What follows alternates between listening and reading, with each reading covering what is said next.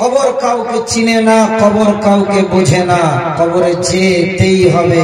বড় লোক কবরে যাবে, গরিব কবরে যাবে, মাস্টার কবরে যাবে, ডাক্তার কবরে যাবে, ইঞ্জিনিয়ার কবরে যাবে, মৌলভী মৌলানা ভালো সুফিওয়ালা দাড়িওয়ালা টুপিওয়ালা কবরে যাবে, কবরে বেঈমান যাবে, কবরে ঈমানদার যাবে, কবরে সকলকেই যেতে হবে।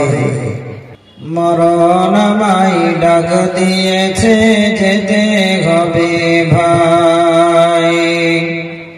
মরণ আমায় ডাক দিয়েছে, যেতে হবে ভাই। পরকালে দেখা হবে, এখন চলে যাই। মরণ আমায় ডাক দিয়েছে, যেতে হবে ভাই। মরণ আমায় ডাক দিয়েছে, যেতে হবে ভাই। যে ডাকের সাড়ায় আমায় দিতেই হবে, থাকিতে পারি বলা মিছে এইভাবে। ভাবিনি অসময়ে ডাকিবে আমায়, করিনি ঈমান আমল কি হবে ও ভাই। যে ডাকের সাড়ায় আমায় দিতেই হবে, থাকিতে পারি বলা মিছে এইভাবে। ভাবিনি অসময়ে ডাকিবে আমায়, করিনি ঈমান আমল কি হবে ও ভাই। তওবা করার সময় যে আর এখন আমার নাই। মরণ আমায় ডাক দিয়েছে, যেতে হবে ভাই। মরণ আমায় ডাক দিয়েছে, যেতে হবে ভাই। পাড়া পড়শি ভাই বোনার ঘরের সুন্দর নারী, ভুলে যাবে কিছুদিন পর যত আপন ভাবি। পাড়া পড়শি ভাই বোনার ঘরের সুন্দর নারী, ভুলে যাবে কিছুদিন পর যত আপন ভাবি। রেখে যাওয়া সম্পদ তারা নিয়ে নেবে নত করে, আমি পাপী থাকব পরে অন্ধকার কবরে। এই দুনিয়া কারো জন্য, এই দুনিয়া কারো জন্য নয় তো চিরস্থায়ী। মরণ আমায় ডাক দিয়েছে, যেতে হবে ভাই। মরণ আমায় ডাক দিয়েছে, যেতে হবে ভাই।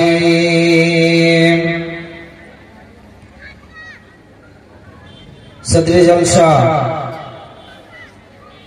জনাব অত্র এলাকার কৃতি সন্তান, আপামর জনসাধারণের সকলের প্রিয় মানুষ জনাব সভাপতি মহাশয়, ওই সদরে জলসার জনাবে নায়েবে সভাপতি মহাশয়, আমন্ত্রিত অনামন্ত্রিত আকাশের তারার সদস্য আলেম ওলামাগণ, সামনে বসে থাকা দিনদার ইমানদার মুমিন ভাই সকল, পর্দানসীনা অবলা সরলা সুশিক্ষিতা সুভদ্রা বোন ও বোনান্নীরা, প্রশংসা ইস্তাব স্তুতি ভালোবাসা সত্যসানা হাবনাথ সেই মহান আল্লাহ সুবহানাহু ওয়া তাআলার জন্য, যে মহান আল্লাহ সুবহানাহু ওয়া তাআলা আপনাদেরকে একটা মসজিদ কেন্দ্রিক আলোচনায় আয়োজিত অনুষ্ঠানে এসে বসার সুযোগ করে দিয়েছেন।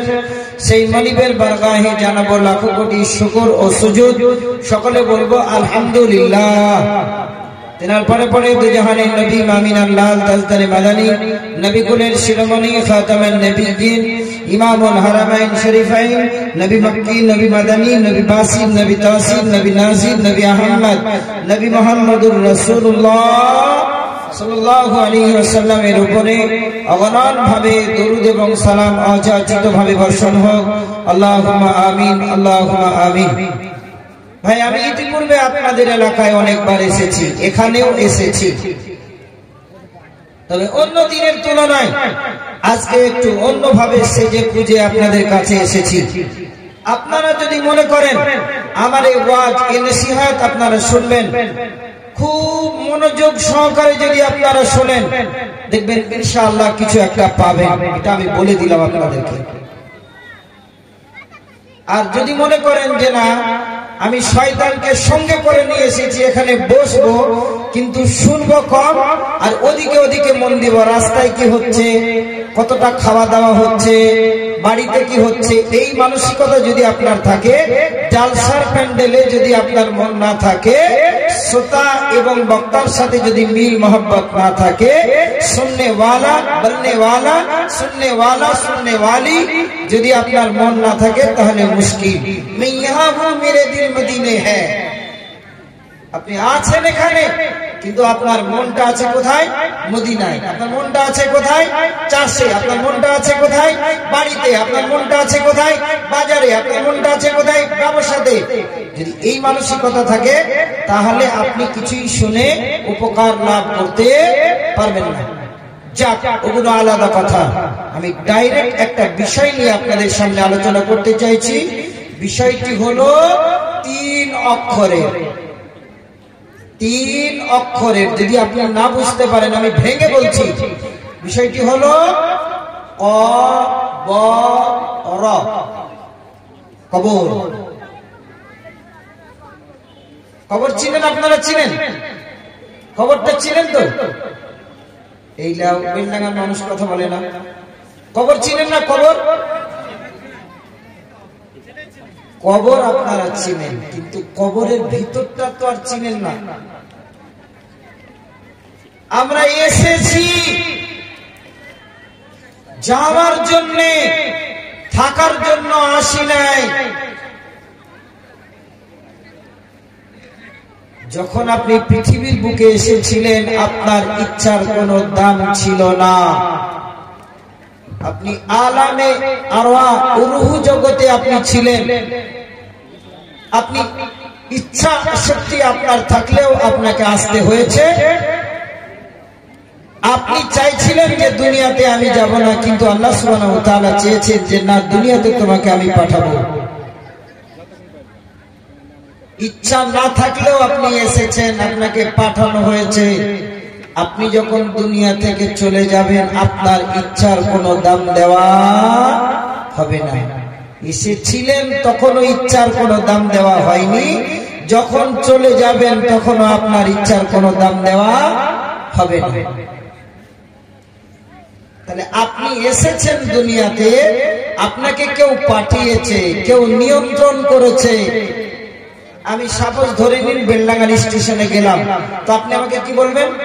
বেলাল মাওলানা আপনি কোথায় যাবেন, এটা তো বলবেন নাকি? ওখানে যাওয়ার জন্য, ওটা থাকার জন্য নয়। আমি এসেছি কাজী সাহেব ফিলপাড়াতে, আপনি আমাকে বলবেন কেমন আছেন, কোথায় যাচ্ছেন, কি করছেন, এই কথাটা বলবেন। থাকার জন্য আমি এখানে আসি নাই। চলে যেতে হবে, চলে যেতে হবে সকল ছেড়ে। আসলে রে সময়, বিধি ওরে কি লিখেছে, কখন কার মরণ। যেতেই হবে। আল্লাহ রাব্বুল আলামিন বলছেন মানুষ মরে যাওয়ার পরে তার দুটো রাস্তা হবে, এক ফারিকুম মিনাল জান্নাহ ওয়া ফারিকুম ফিস সাঈর। মানুষ মরে যাওয়ার পরে দুইটা রাস্তা হবে, একটা জান্নাতের রাস্তা, একটা জাহান্নামের রাস্তা। জান্নাতের গ্রুপ আছে, সবাই জান্নাতে যাবে না। জাহান্নামের গ্রুপ আছে, বিভাজন হয়ে আছে, সেখানে একটা গ্রুপ আছে, গ্রুপের সবাই কিন্তু জাহান্নামে যাবে না। সিরাতে সবাই কেটে পড়ে থাকবে না, সবারই হিসাব হবে না। আল্লাহ তাআলা কাউকে বিনা হিসাবে জান্নাতে পাঠিয়ে দেবেন, হিসাবই তার নেবেন না। কিন্তু কবর, কবর, কবর, কবরে আপনার কোনো সেকশন নাই, কবরে কোনো বিভাজন নাই, কবরে আপনাকে যেতেই হবে। কবরে মুসা গেছে, কবরে ফেরাউন গেছে, কবরে নমরুদ গেছে, কবরে ইব্রাহিম আলাইহিস সালাতু ওয়াস সালাম গেছে, কবরে খারাপ লোক গেছে, কবরে ভালো লোক গেছে, কবরে সুনামি লোক গেছে, কবরে বদনামি লোক গেছে, কবরে নামাজি গেছে, কবরে বেনামাজি গেছে, কবরে ভালো ইমানদার লোক গিয়েছে, কবরে একটা বেশ্যা রন্ডি সেও গিয়েছে, কবরে মুহাম্মদুর রাসূলুল্লাহ সাল্লাল্লাহু আলাইহি ওয়াসাল্লাম গেছে। যেতেই হবে। কবর কাউকে চিনে না, কবর কাউকে বুঝে না, কবর কাউকে চিনে না, কবর কাউকে বোঝে না, কবরে যেতেই হবে। বড় লোক কবরে যাবে, গরিব কবরে যাবে, মাস্টার কবরে যাবে, ডাক্তার কবরে যাবে, ইঞ্জিনিয়ার কবরে যাবে, মৌলভী মাওলানা ভালো সুফিওয়ালা দাড়িওয়ালা টুপিওয়ালা কবরে যাবে, কবরে বেঈমান যাবে, কবরে ইমানদার যাবে, কবরে সকলকেই যেতে হবে। জি, মাটি এমন একটা জিনিস, মাটি এমন একটা জিনিস সারা পৃথিবীকে খেয়ে নেয়, লোহাকে পর্যন্ত খেয়ে হজম করে দেয়। আর আপনি তো আর আপনি মাটির ঘরের লোক। মহান আল্লাহ বলে, মিনহা খলাকনাকুম ওয়া ফিহা নুঈদুকুম ওয়া মিনহা নুখরিজুকুম তারাতান উখরা। মহান আল্লাহ তাআলা বলেন, মিনহা খালাকনাকুম, আমি তোমাকে মাটি থেকে তৈরি করেছি, ওয়া ফিহা নুঈদুকুম, আবার মাটিতেই তোমাকে ফিরিয়ে নিয়ে যাব, ওয়া মিনহা নুখরিজুকুম, মাটি থেকেই আবার তোমাকে আমি উত্তোলন করব। তাহলে মাটিতে আপনাকে তৈরি, মাটিতে নিয়ে যাওয়া হবে, আবার মাটি থেকে আপনাকে তারাতান উখরা, মাটি থেকেই আপনাকে আবার পুনরুত্থিত করা হবে। এই মাটি আমরা বলি সব থেকে খাঁটি, এই মাটি আপনাকে একদিন শেষ করে দেবে। একটা একটা করে তিল তিল করে আপনার বডিতে লাগবে, জং ধরার মতন আপনার বডিকে খেয়ে শেষ করে দেবে, ফিনিশ করে দেবে আপনাকে। আপনি বলছেন আমার মোটা তাজা শরীর, আমার সুন্দর দেখতে খুব সুন্দর ভালো শরীর, আমাকে মাটিতে খাবে না। জি না, এখনো পর্যন্ত মাটিকে নষ্ট করবে না তারা হলো শহীদ, মাটিতে নষ্ট করতে পারবে না তারা হলো নবী রাসূলগণ, মাটিতে নষ্ট করতে পারবে না যারা রক্ত ভেজা কাপড় নিয়ে পৃথিবীর বুক থেকে গমন করেছে।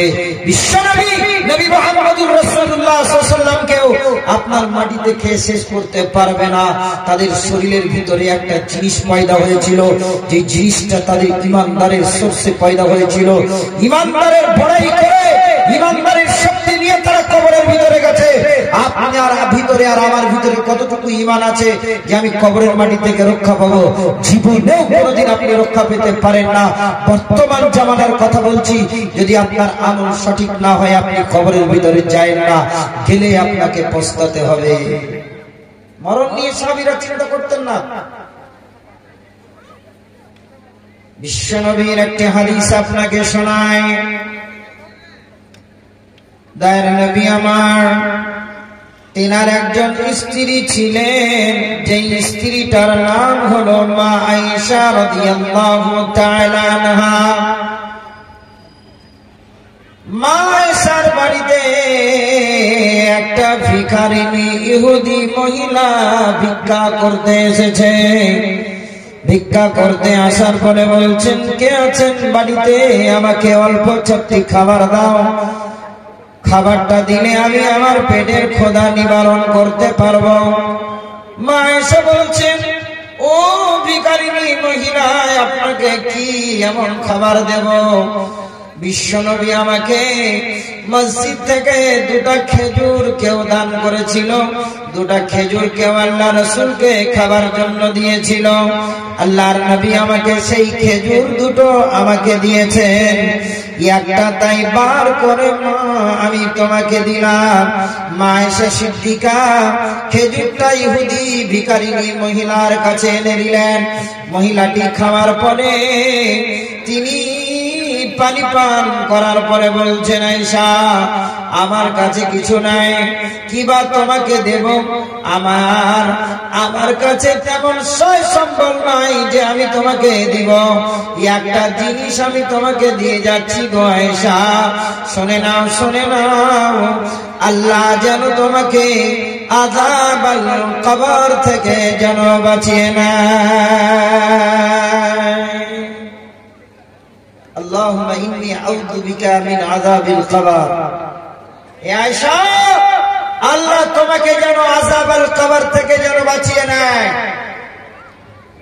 মা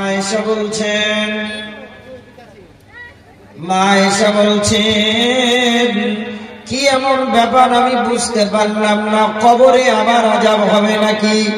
তখন হাদিসের নতুন নতুন ব্যাপার, হাদিসে তখন তিনি অত পণ্ডিত অর্জন করেন নাই। দয়ার নবী আমার যথারীতি ভাবে বাড়ি এসেছেন, বাড়ি আসার পরে বলছেন আসসালামু আলাইকুম, প্রাণের স্বামী আমার, নবী আমার, একটা কথা আপনাকে জিজ্ঞেস করব। বলো বলো আয়েশা বলো, কি এমন কথা তুমি আমাকে বলবে আয়েশা? বলে আল্লাহর নবী গো, ও দয়ার নবী গো, আমার প্রাণের স্বামী জান, কবরে আযাব হবে নাকি? দয়ার নবী আমার যেমনি কবরের আযাবের কথা বলা, ডুকরে ডুকরে তিনি কাঁদলেন। কাঁদার পরে বলছেন আয়েশা রে, আযাবাল কবরে হাক্কুন, কবরের আযাব সত্য রে আয়েশা। সেই দিন থেকে আয়েশা লক্ষ্য করতেন আল্লাহর নবী এমন কোন নামাজ নাই, আল্লাহর নবী এমন কোন সালাত নাই, কবরের জন্য তিনি পানাহ চাইতেন না। আল্লাহর নবী এমন কোন দিন নাই টুকরে টুকরে ভিপড়ে ভিপড়ে তিনি কান্না করতেন না। এমন কোন দিন আমি আল্লাহর নবীকে দেখি নাই কবরের আযাবের জন্য তিনি কান্না করতেন।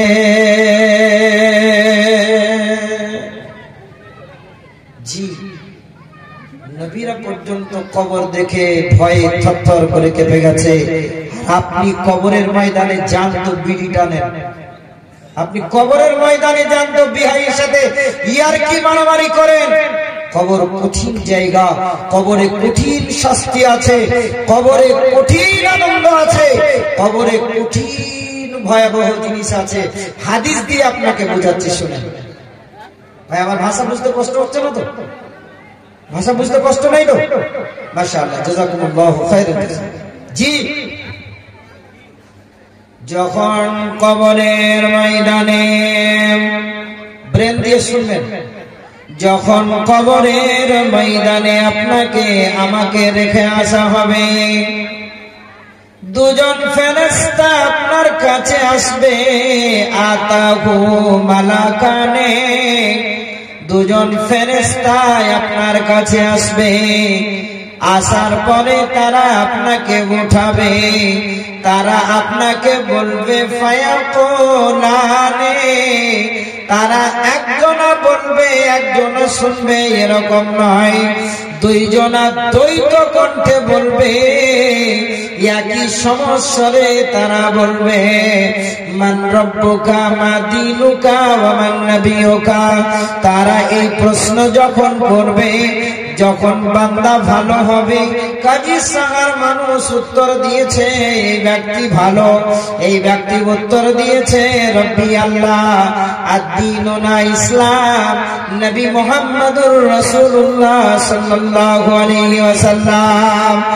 যে উত্তর দেওয়া হয়ে যাবে, সঙ্গে সঙ্গে আপনাকে জান্নাতের হাওয়া আপনার জন্য বরাদ্দ হয়ে যাবে, জান্নাতের সুসংবাদ আপনার জন্য শোনানো হয়ে যাবে। দ্বিধায় আপনার কাছে জাহান্নামটাকে আনা হবে। জাহান্নামটাকে আনার পরে, হাদিসটাকে আমি একটু উল্টো করে বলছি, আপনারা ভুল বুঝবেন না। জাহান্নামকে নিয়ে আসা হবে, বলবে বান্দারে বাহ বাহ বাহ বাহ বাহ, সুন্দর সুন্দর, মারহাবা মারহাবা, বান্দা তুমি সঠিক উত্তর দিয়েছো, তোমার কোনো চিন্তা নাই, তোমার কোনো ভাবনা নাই। বান্দারে যে জাহান্নামটা তুমি দেখছো, এই জাহান্নামের আগুনের রং হলো কালো লালচে ধরনের। এই জাহান্নামের আগুন কালো তৈরি করা আছে, দিনাই তোমাকে আল্লাহ জাহান্নামের ভিতরে দেবে বলে ইচ্ছা করেছিল, কিন্তু তোমার রব তোমার উপরে রহম করেছে, তোমার রব তোমাকে ভালোবেসেছে। আজকে তোমাকে জাহান্নামের ভিতরে দেওয়া হবে না, আজকে তোমাকে জান্নাতের ভিতরে দেওয়া হবে। এই সুখময় স্থান জান্নাতে তোমার আব্বা ছিল, তোমার মা ছিল, আজকে তোমাকে এই জান্নাতের ভিতরে দেওয়া হলো। যাও যাও যাও, তুমি পরিত্রাণ পেয়ে গেলে। আর যে ব্যক্তি বদকার হবে, খারাপ লোক হবে, সে বলবে মান রব্বুকা মা দীনুকা, সে বলবে হা গালাদরি, আমি জানি না, আমি জানি না আমাকে কি বলে বলা হচ্ছে, কি বলে সম্বোধন করা হচ্ছে, আমি জানি না কি বলছো তোমরা এইগুলো। ওর সামনে জান্নাতকে আনা হবে। বান্দারে দেখ, এই জান্নাতে তোর বাপের বাড়ি ছিল, এই জান্নাতে তোকে দেওয়ার ইচ্ছা পোষণ করেছিল, কিন্তু তুই নালায়েক, তুই অভদ্র ব্যবহার করেছিস, আজকে তোকে এই জান্নাতে দেওয়া হবে না। তোর জন্য মহান আল্লাহ স্থান রেখে দিয়েছে। দেখ দেখ দেখ, এই জাহান্নামের ভিতরে তোকে আমি ঠেলে দিলাম, আজীবন কাল জাহান্নামের তোর জন্য আগুন বরাদ্দ হয়ে গেল। একটা নয়, দুইটা নয়, জাহান্নামের সাত আযাব বিভিন্ন রকমের তোকে পোড়ানো হবে। দুনিয়ার ভিতরে তুমি খণ্ডামো করেছিলে, সন্ডামো করেছিলে, দুনিয়ার ভিতরে তুমি নামাজ পড়নি, রোজা করনি, হজ করনি, যাকাত দাওনি, মাদ্রাসা মসজিদের জন্য দাওনি, এতিম মিসকিন অসহায়দেরকে দাওনি। আজকে তোমাকে ছাড়া হবে না, আজকে তোমাকে জাহান্নামের ভিতরে দেওয়া হবে। জি, আপনার এখানে আসতে গিয়ে আমি যদি বেলডাঙ্গা বড়ুয়ার মোড়ে যদি আটকা পড়ে যেতাম, তাহলে কি কাজী সাহেব আসতে পারতাম ভাই? এদিকে যদি আমতলা আটকে দিত, তাহলে কাজী সাহেব আসা সম্ভব? এদিকে ছেতিনি, আপনাদের ছেতিনির ভিতর দিয়ে আসা হয় না, একটা রাস্তা আছে, এই দিক দিয়ে আসা হয় না, তো এদিক দিয়ে আমাকে ছেতিয়ানিতে আমাকে আটকে দিল, তাহলে আপনাদের এখানে কি আসতে পারবো? জি না। আবার যদি আমাদের দেবগ্রামে যদি আমাকে আটকে দিত পুলিশ প্রশাসন, তাহলে এখানে আসতে পারতাম না। কবর হলো যা আখিরাতের আলামে বারজাখের প্রথম জায়গা। দুনিয়ার প্ল্যাটফর্মে আপনি যখন এসেছিলেন, সেটা মায়ের লজ্জাস্থান ছিল, মায়ের দুই ফাঁকের মধ্যখান দিয়ে আপনি আর আমি এসেছিলাম, সেটা একটা দুনিয়াতে যাওয়ার আসার রাস্তা ছিল, কিন্তু যাওয়ার সময়তে আপনাকে কবরের ময়দান দিয়ে পার হতে হবে। যদি কবরে আপনি পার হয়ে যান, তো আপনি সারা জীবনকারের জন্য আখিরাতের মঞ্জিল, আখিরাতের দরগা, আখিরাতের দরজা আপনার জন্য খোলা হয়ে গেল, আপনি পরিত্রাণ পেয়ে গেলেন। যদি আটকা পড়ে যান, তাহলে মুশকিল। জি, এই কবরের ভিতরে যেতে গেলে আপনাকে আমল ভালো করতে হবে, কবরের ভিতরে যেতে গেলে আপনাকে সুন্দর জীবন যাপন করতে হবে। মরার পরে লোক বলছে শালা মরেছে তো ভালো হয়েছে নাকি? আমাদের কদিন আগে আপনার কালীগঞ্জ থানার একজন এমএলএ সাহেব মারা গেলেন নাকি? শুনেছেন আপনারা? মিডিয়াতে শুনেছেন না শুনেন নাই?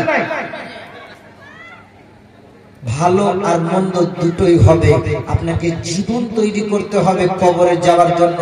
উপসর দিচ্ছে আজকে আপনাদেরকে, হাসাতে আমি আসি নাই, আগ্রাম বাগ্রাম দুনিয়ার কথা বলতে আসি নাই, কোন এমএলএ মন্ত্রীর কথা আপনাকে বলছি না, দেশের কাউরির জন্য বদনাম করতে আসিনি, আপনাকে বাঁচাতে এসেছি। আপনি বাঁচবেন কি করে, তার জন্য আপনাকে বলতে এসেছি। একজন শায়ের তিনি বলছেন, মরলে পারে আপনাকে যেন কাউরির শালাটা নাম যেন না শুনতে হয়। প্রথম যেদিন তুমি এসেছিলে ভাবে, প্রথম যেদিন তুমি এসেছিলে ভাবে, তুমি মাত্র কেঁদেছিলে, হেসেছিল সবে। কি কঠিন কথা গো এটা। আল্লাহু আকবার। যেদিন আপনি এসেছিলেন, আপনি ট্যাঁ ট্যাঁ ট্যাঁ করে কেঁদেছিলেন, আর কাজী সাহেব মানুষ বলছে, আরে বারে আজকে লালটুর, আজকে আনোয়ারের 6 বছর পরে একটা সন্তান হলো, সবাই বাহবা দিয়েছে, হাততালি মেরেছে, কত রকমের আনন্দ করেছে, আর আপনি কেঁদেছিলেন, ট্যাঁ ট্যাঁ করে কেঁদেছিলেন। প্রথম যেদিন তুমি এসেছিলে ভাবে, তুমি মাত্র কেঁদেছিলে, ঘেসেছিল সবে। এটা প্রথম কারে, লাস্টেরটা শুনেন।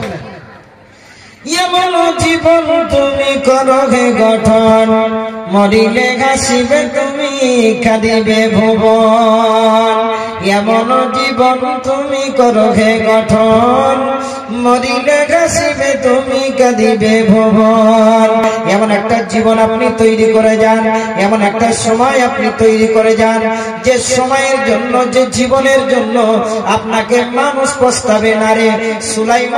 সুলাইমান সাহেব আমাদের এলাকার ভালো লোক ছিল, তিনি ভালো একজন যোগ্য শিক্ষক ছিল, তিনি নামাজি ছিল, তিনি যাকাত দিতেন, তিনি হজ করে এসেছেন, তিনার হজ ফরজ ছিল তো হজ করে এসেছেন। না না না, লোকটা ভালো ছিল, কিন্তু আপনি এটা না বলে বলছেন। বেলাল হোসেন নদিয়ার একজন ছিল, পাক্কা চিটার, সুদের উপরে টাকা নিত, এ ব্যভিচার করত, জিনা করত, মেয়েদের সঙ্গে থাকতো, পরের ভুঁইয়ের আলটেলে খেত, ব্যবসাতে ওজনে কম দিত। আপনি আমার জন্য দোয়া করা লাগবে না। সুলাইমান সাহেবের জন্য যেমন আপনি বাহবা বাহবা বললেন, আমার জন্য তেমন আপনি বদনাম করলেন। মনিরুল ইসলামের জন্য আপনি ভালো বললেন, আমার জন্য আপনি খারাপ বললেন। এটাই আপনার জন্য ফয়সালা। কবর এমন একটা জায়গা, যে কবরে পার হয়ে যাবে সে সব জায়গায় পার হয়ে যাবে। কবরে যদি আপনি পার না হয়ে যান, সব জায়গাতে আপনার আটকা হয়ে যাবে। জি, বীরভূম জেলাতে দেখবেন রামপুরহাট আছে, শুনেছেন আপনারা? রামপুরহাটের শহর আছে। আরে ভাই, আপনারা এই কথা না বলার ওষুধ খেয়ে এসেছেন নাকি? বীরভূম জেলার রামপুরহাটের আগে দেখবেন একটা লম্বা যেন গোরস্থান আছে, কবরস্থান আছে। আমি ওদিকে যাচ্ছিলাম, তো বাসটা একটু খারাপ হয়ে গেছিল, যে ওখানে দাঁড়িয়ে গেছি। তো আমি বললাম, ভাই আমি একটু পেশাব করবো, তো কোন জায়গায় করব? তো পেশাবটা যখন করতে যাচ্ছি, তো দেখছি এখানে একটা কবরস্থানের একটা বোর্ড, একটা সুন্দর করে একটা বোর্ড, কালো রঙের একটা বোর্ড সেখানে আপনার দেওয়ালেতে লাগানো আছে। তো দেখলাম ওখানে একটা সাইন বোর্ড লেখা আছে, কবরের ওখানে একটা বড় সাইন বোর্ড লেখা আছে। কি লেখা আছে জানেন ওখানে? আল্লাহু আকবার। তার আগে একটা উদাহরণ দিই।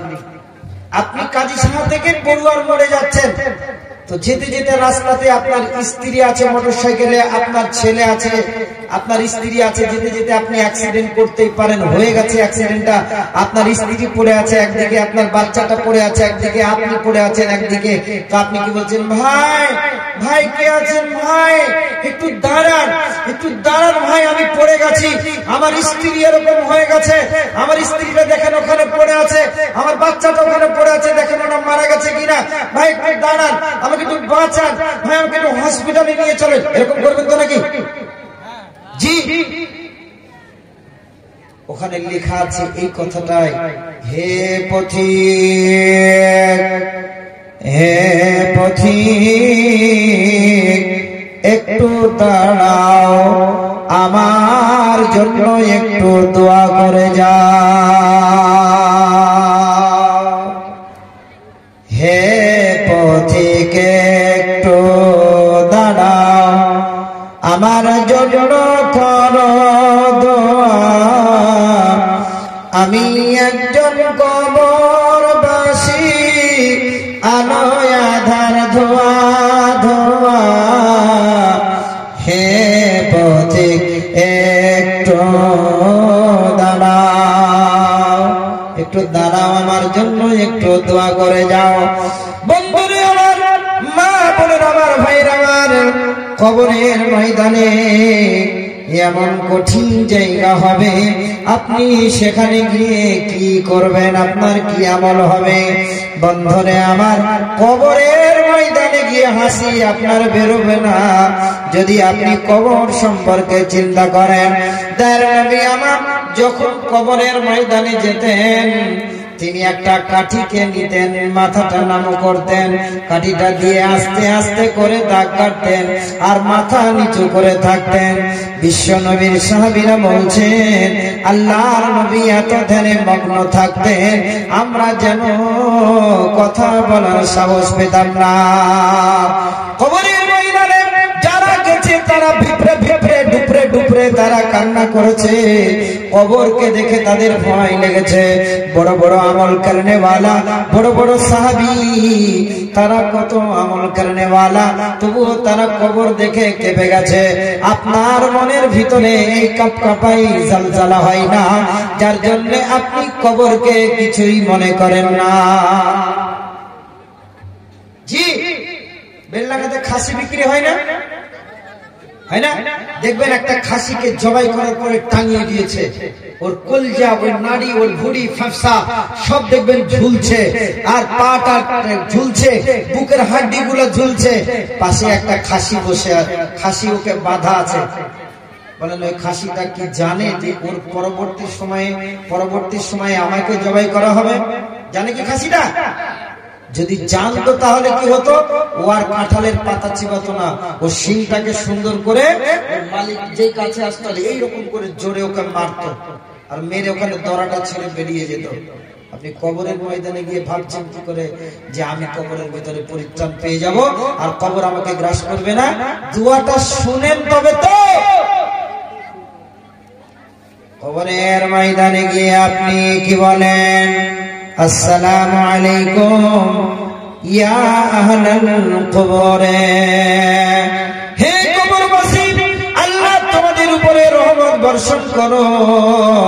ইয়াগফিরুল্লাহু লানা ওয়া লাকুম, আল্লাহ তোমাদেরকে যেন maaf করে দেয়। ওয়া আনতুম সালাফনা, তোমরা আগে এসে গেছো। অন্নাহানু বিল আসার, আর তোমাদের পরবর্তীতে আমরা আসছি। মসজিদে কেউ থাকার না থাকলে আপনি সালাম দিয়ে প্রবেশ করবেন। মসজিদে কেউ না থাকলে সেখানে আল্লাহর অনেক ফেরেশতারা মওজুদ আছে। কবরের ময়দানে গিয়ে আপনাকে সালাম দিতে হবে, কিন্তু উত্তরের অপেক্ষা করবেন না।